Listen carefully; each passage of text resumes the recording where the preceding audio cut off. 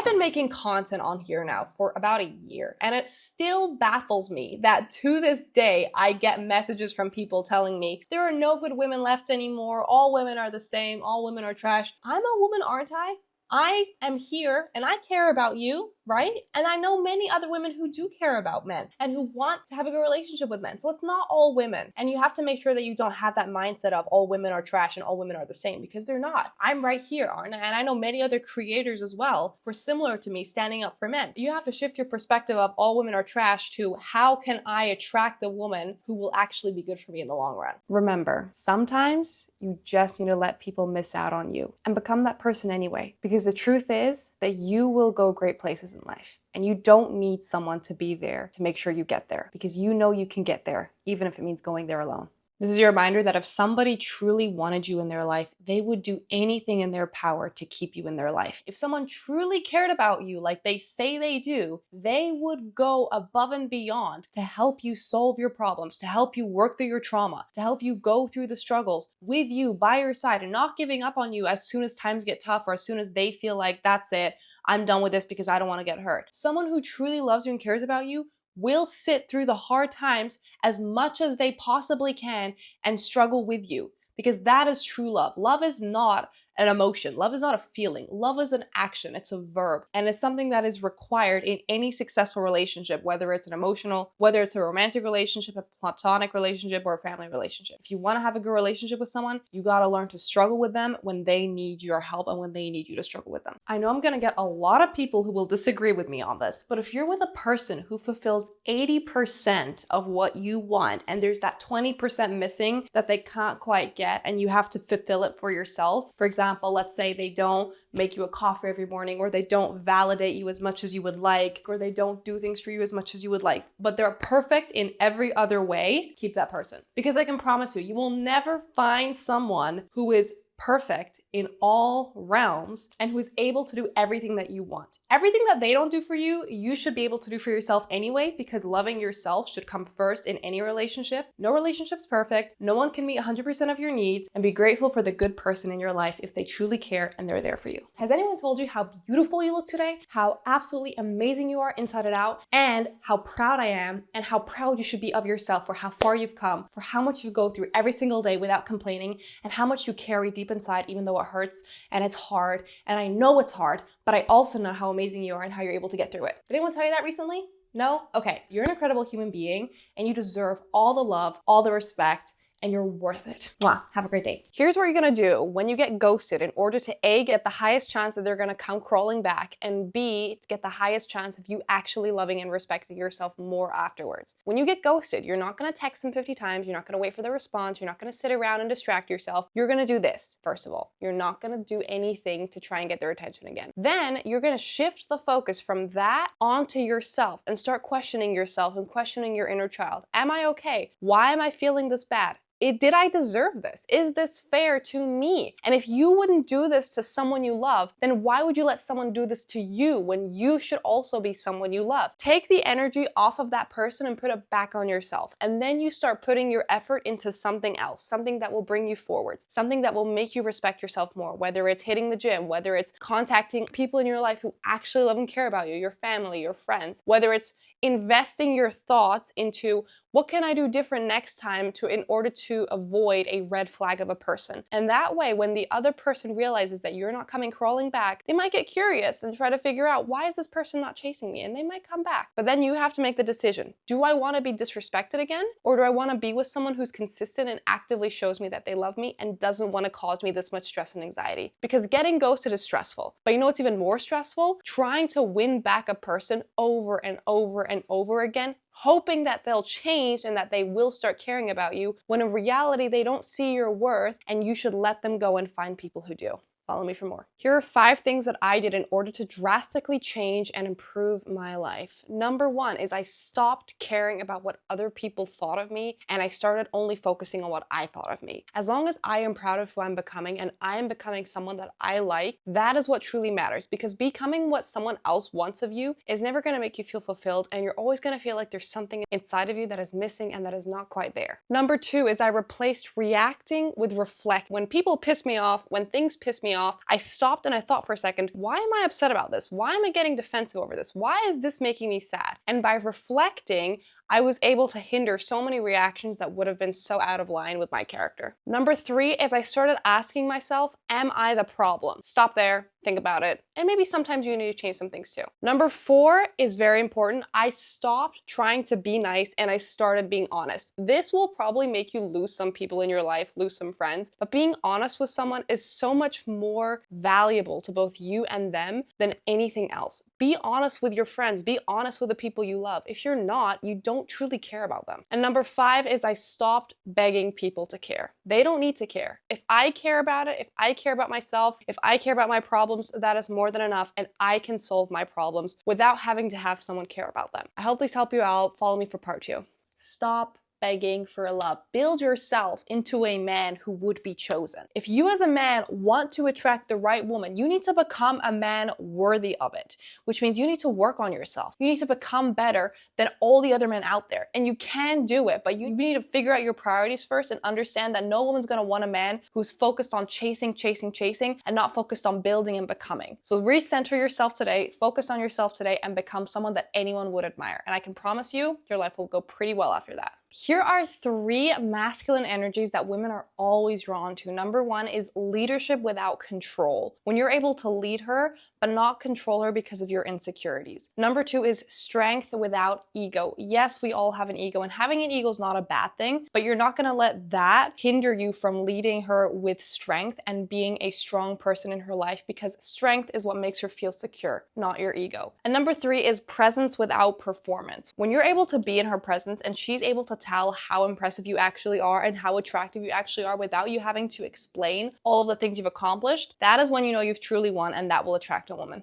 If you want a woman to stop playing games with you and actually start respecting you as a man, you need to have a specific type of energy. And it's not the kind of energy that's dominant. It's not the kind of energy that's an asshole that treats her badly. It's the type of energy that is absolutely calm and unshakable. When a woman realizes she cannot test you, she cannot play games with you, and she cannot make you do things just because she's trying to get you to do things, because you are way too focused on yourself, you're way too focused on your goals and your path, and you're not letting anyone or anything distract you, she's gonna start respecting you, because she's gonna be like, oh, this guy doesn't actually need me. This guy isn't actually nervous about losing me. And then something in her brain clicks and she starts being nervous about losing you. So what you gotta do when a woman starts playing games is keep being yourself, pull away as you need to and if you need to, because you need to protect your peace, and keep doing what you gotta do, and I can promise you she's gonna come crawling back. The worst thing you can do as a man when you feel like you're not good enough for the woman you're in a relationship with is to absolutely first realize that at the moment she knows that is the moment she's gonna put herself above you. So when you feel like you're not good enough for the woman, don't start over explaining yourself, don't start over buying her gifts, over sharing, doing everything you can to make her stay. Start grounding yourself and start understanding, okay, what do I need to do to like myself more so I no longer feel like she's the center of my world and that she's much better than me. Here are 3 things that are gonna make a woman feel turned off by you at the beginning of any relationship. So make sure you avoid them at all costs. Number 1 is constant availability. When you are constantly available, when you're constantly immediately responding to her messages when she sends them, immediately being there, never having anything to do for yourself, and that just shows her that you are not a man with goals, with dreams, and with things that he has going on in his life outside of her. That is a turn off for women. Number 2 is trying too hard to get.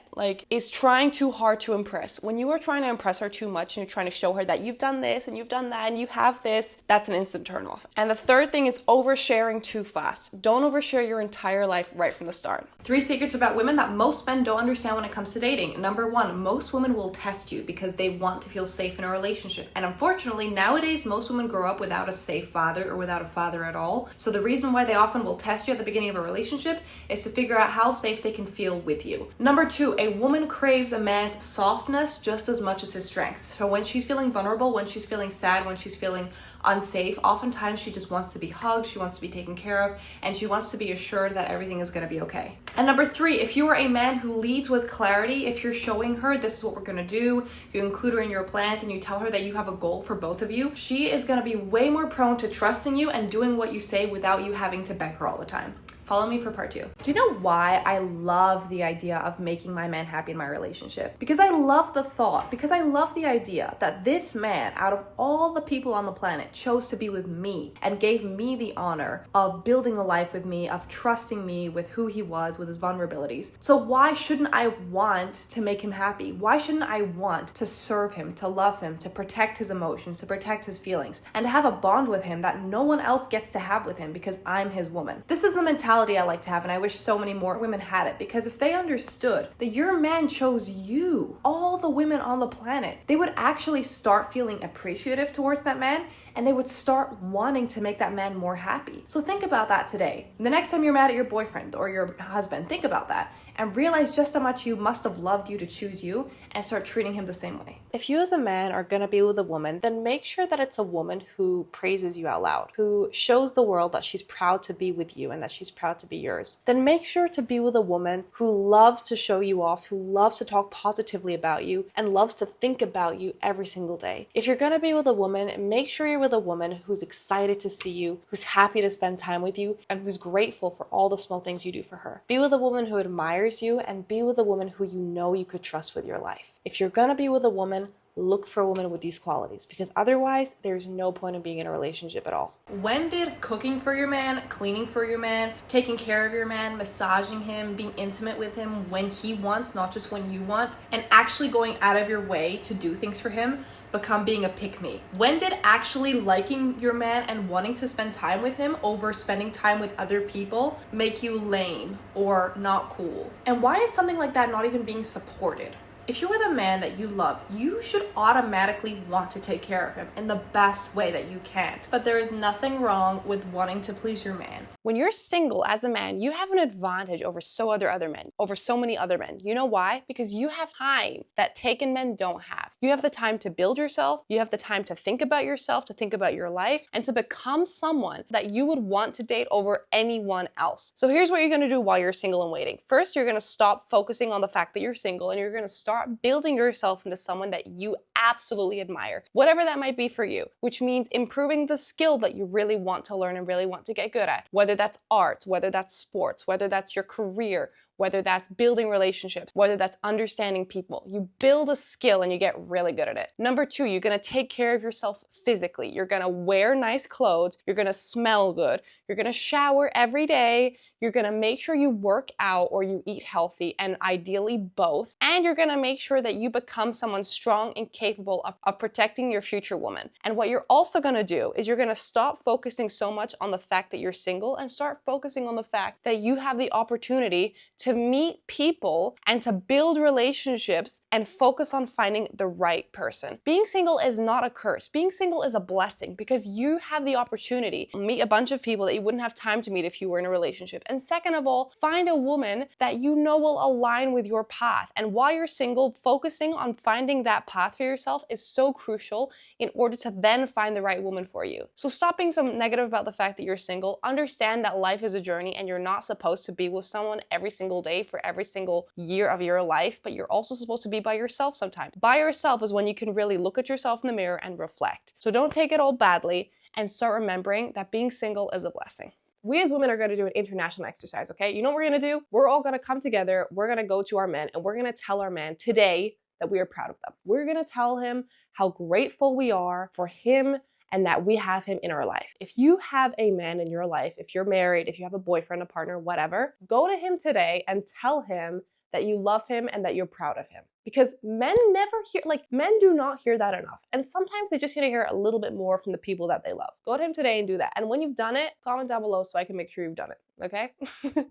Men, if your woman has done, and men, if you see this video, send it to your woman so she can do that for you, because you guys deserve it. Overthinking comes from a lack of trust in yourself to handle a difficult situation when it comes up. Because if you are an overthinker to a massive degree like I am, then that basically just means that you don't trust yourself to be able to handle the worst possible scenario that you're overthinking about when it shows up. And that doesn't necessarily mean that that's going to happen, because usually most thoughts that we have don't even happen, but it just means that this is something something for you to take seriously and to look at, because it shows that you do not trust yourself to handle whatever's going to come your way when it comes your way. You want to know the secret to how couples stay together long term? They're humble enough to admit the fact that sometimes they mess up and that a fight is not necessarily a deal breaker. A fight doesn't mean your relationship is going to end. Fight just means that it's you guys versus the problem. And they are also humble enough to know that they don't always have to be right. They can sometimes be wrong and their partner can be right. And the third thing is that couples who stay together long term make an effort to make the other one feel loved. They give them random intimacy. They buy them small things that they know will make them happy. They write them letters. They tell them that they love them. They ask how their day went. Small things to remind your couple that you love them and that you're not in the relationship to just get whatever you can out of it. That is the secret to a long-lasting, healthy relationship.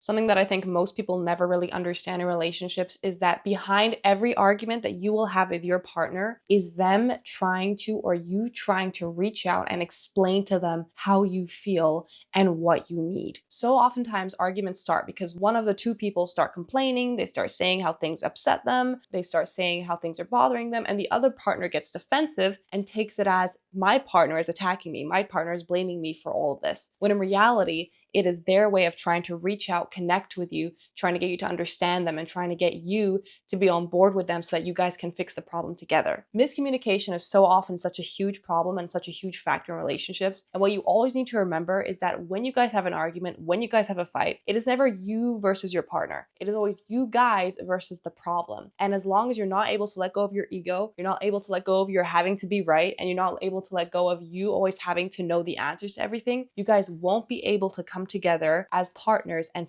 solve the relationship in a proper manner. Remember that a relationship is not about you being right or your partner being right. It's about you guys growing together, learning together, and becoming closer through your struggles, which need to be resolved in a humble, respectful way.